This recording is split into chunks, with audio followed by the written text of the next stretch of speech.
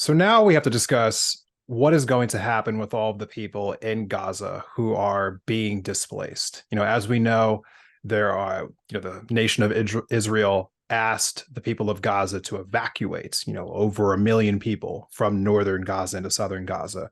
So now you have, close to 2 million people being, or I think it is about 2 million people being just kind of like huddled in an 8 mile area. Very unsustainable. A lot of people are asking the questions of what is going to happen to all these people? Can they go somewhere else?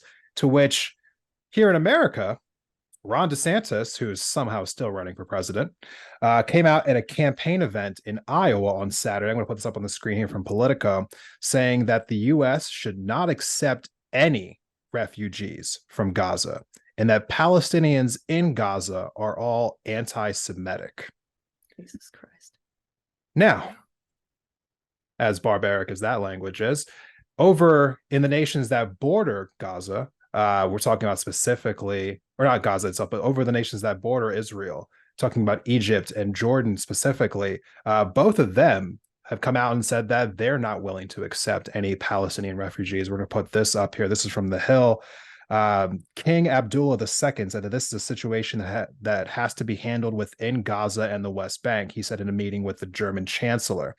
And you don't have to carry this out on the shoulders of others.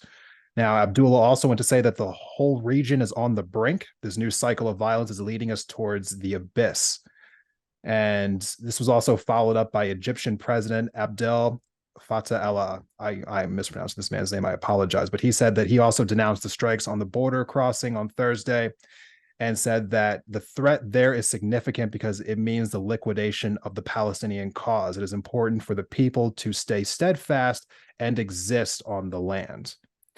Now, Erica, I'm not going to lie to you. We have heard, ideas about, well, not ideas, we've been heard plans from Egypt to send humanitarian aid into Gaza to help the people who are there.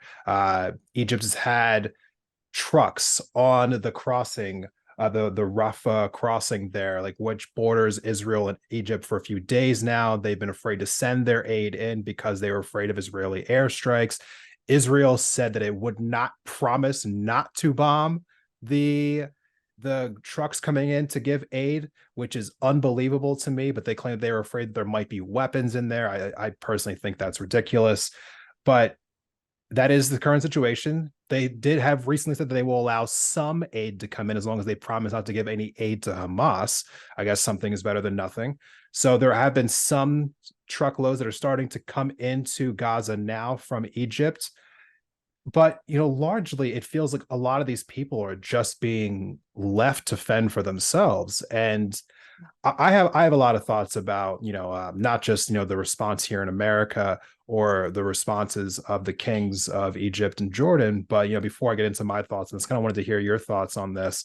Like, how are you feeling about, the current situation for these refugees? And do you agree that they should just stay there? Like, I guess the kings of Egypt and Jordan say they should.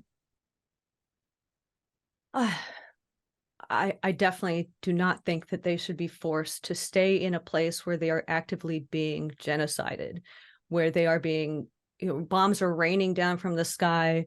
A ground invasion is imminent.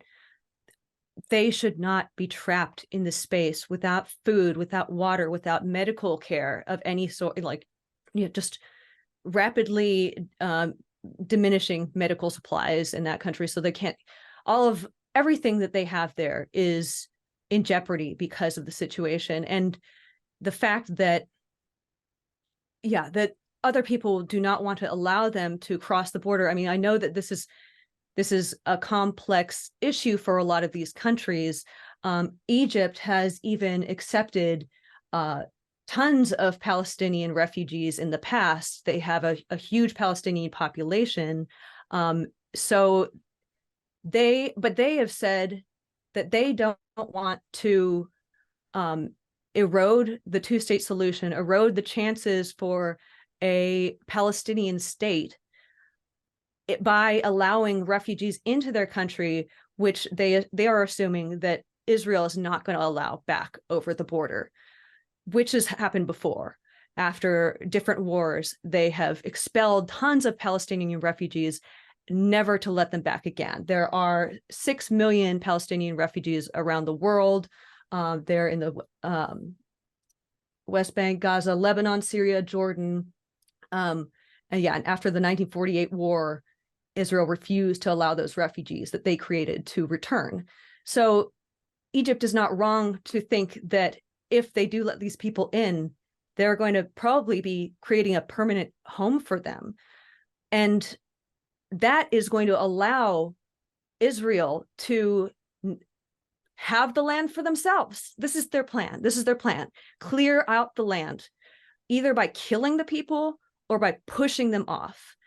And if they succeed in doing that, they've their settler colonial regime, they just open up everything, and people are going to be so infuriated by that, but that is literally what is happening little by little over the years, over the decades, and now it's happening very abruptly, very quickly. So I can't stand that these people are trapped there. I don't know what the solution is. America needs to be accepting refugees. If we have a hand in creating them, we are sending millions of dollars over to support this regime. So we should be one of the main places accepting Palestinian refugees, but they can't even get out right now. Like we can't even, it's kind of a moot point at this moment, because literally Israel is not allowing these people to leave. They are just trying to kill them in this place where they have them trapped. So, and then they tell them to, evacuate to some part of the country, and then they bomb the shit out of that part of the country. Like, it is unconscionable, absolutely disgusting. This is Israel's fault. What needs to happen is they need to stop fucking genociding the Palestinian people right now. Israel needs to stand down. They have created enough death.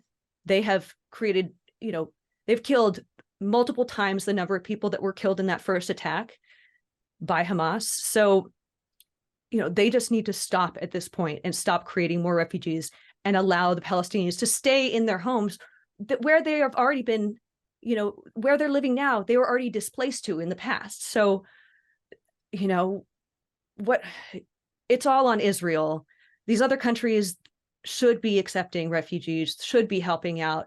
But I also understand the complexity of why they might not want to just open up their border, especially because Egypt is saying things like, if a lot of people flood into this country and then there is like a Hamas base at this part of the world, we could get into a war with Israel. If there are militants that come across our border and start waging war with Israel from our country, we could get, we could have white phosphorus dropped on us. We could be bombed to oblivion by Israel, So yeah, it's so complicated and so ugly. And I wish there was an easy solution. Israel needs to fucking stop.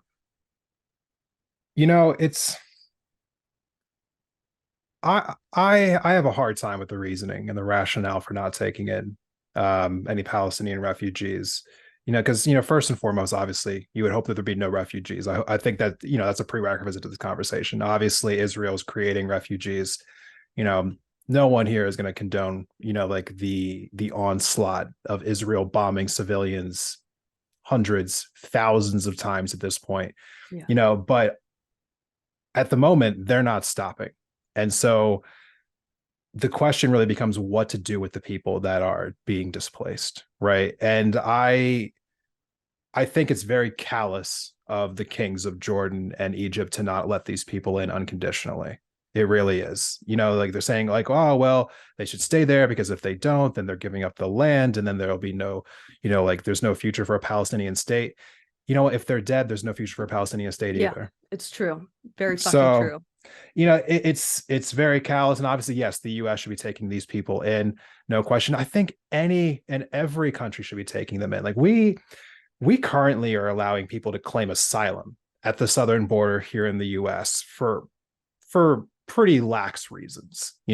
If you are experiencing some kind of stress, like in Central America and South America, we allow you to make that trip up, claim asylum at the southern border, and then we allow you to sit in the country while we wait to hear your asylum case. Yeah. Is anyone experiencing more of a humanitarian catastrophe right now than the people in Palestine? Maybe the people in Yemen, but it's not. I mean, like this is we're talking about like one of the worst catastrophes the world has seen in a very long time. So if anyone has claim to asylum, it should be those people in our country. Then they Mhm. are being displaced because we are aiding the country that is displacing them. Yeah. So, and I know that they'll say like, oh, hey, we have to be making sure that Hamas doesn't come in here. Being a member of Hamas isn't a genetic thing. It is, people who decide to join a group like that, they do so because they feel inspired to do so. So I mean, like if Egypt's saying, oh, we don't want to like let some of these people in here because they might be a part of Hamas, like you never know when somebody in your own country might just join Hamas. Like like that can happen at any point in time in any country, really. So, and frankly, I think that people who join groups like that do so because they feel as though they have no other option. And that comes from feeling like nobody really cares about what's happening to them. Yeah. So maybe a little more fucking goodwill would go a long way into showing that some people don't have to join these groups in order for them Yeah. to have people care about what's happening to them. Mhm. So I think I don't know the politics of Jordan or Egypt very well, but I do know that when people are in need, you should be reaching out to help them. I did feel good seeing that today, just today as we're recording this, Scotland's First Minister said that the country would be willing to take Gaza's refugees.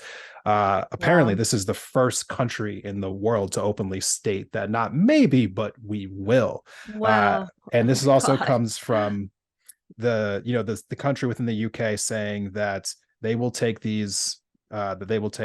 refugees from Gaza. It's also noted here that the First Minister himself, his wife, is a Scottish Palestinian who has family living in Gaza.